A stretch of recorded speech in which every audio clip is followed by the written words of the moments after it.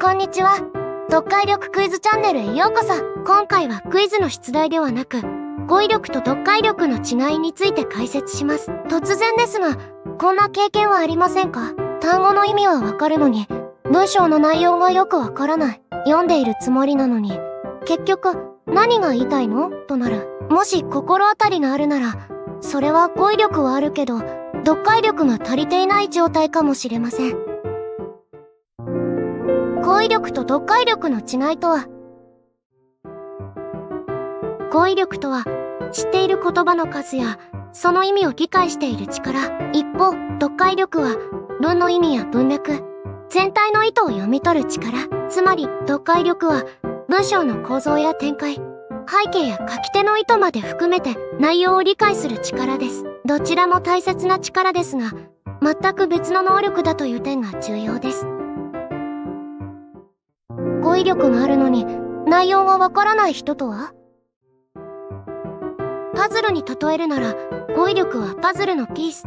読解力は、そのピースを組み立てて絵を完成させる力。ピースとなる単語をいくら知っていても、どう組み合わせればいいかがわからなければ、全体の絵は見えてきません。単語の意味は分かっても、文の構造や展開、背景の意図が読めなければ、知っているはずの言葉で構成された文章すら、意味がつかめないことがあります。例えば、俯瞰逆説的可塑性など、難しい言葉を知っていても、それがどのような文脈で使われているかを読み取れなければ、言葉の理解は点で止まり、線にはなりません。単語の知識だけでは、意味のつながりは見えてこないのです。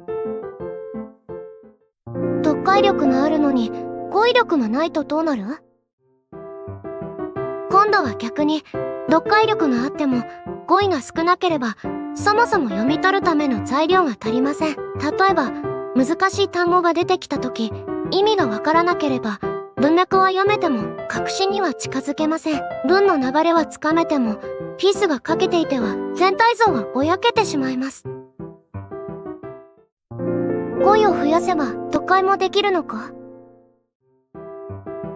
単語を覚えれば文章も読めるはず。語彙は多いから自分は読めてると思っている。でも実際は文と文の関係を読み取る。省略や裏の意味を補う。書き手の立場や背景を想像する。こうした読解の力がなければ、言葉を知っていても内容はつかめません。読解力をつけるにはどうすればいい？語彙を覚えるだけでは不十分です。読解力を伸ばすには、使われ方、流れ、背景に目を向けた読み方を身につける必要があります。例えば、結論や要点を先に押さえる。接続語の役割をつかんで、展開を書かれていない情報も想像しておきな。こうした読み方の技術が読解力を育てる土台になります。今回のまとめ。語彙力は言葉の意味を知っている力。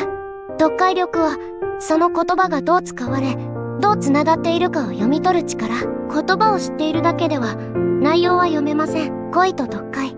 この2つを両輪としてバランスよく育てることが大切です。言葉は知ってるのになぜか内容が入ってこない。そんな方は語彙力ではなく読解力の壁にぶつかっているのかもしれません。このチャンネルでは読解力を鍛えるためのクイズ形式の動画も公開しています。語彙と読解、両方を高めたい方にぴったりの内容です。一緒に楽しみながら読む力を育てていきましょう。よろしければチャンネル登録と高評価もお願いします。それでは、また次の動画でお会いしましょう。